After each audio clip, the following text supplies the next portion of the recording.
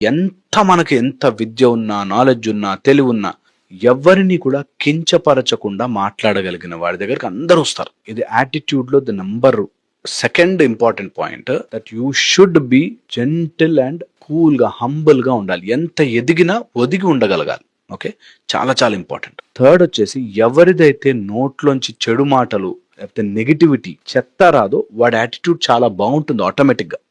ఎవరైతే ఎంతసేపు నెగిటివిటీ నోట్లోంచి చెత్త మాట్లాడుతుంటారో వాడు నువ్వు ఎంత గొప్ప వ్యక్తి అయినా కానీ వాడి యాటిట్యూడ్ బాగాలేనట్టే లెక్క. So always control your tongue. Attitude బాగుండాలి అంటే కంట్రోల్ యువర్ టంగ్.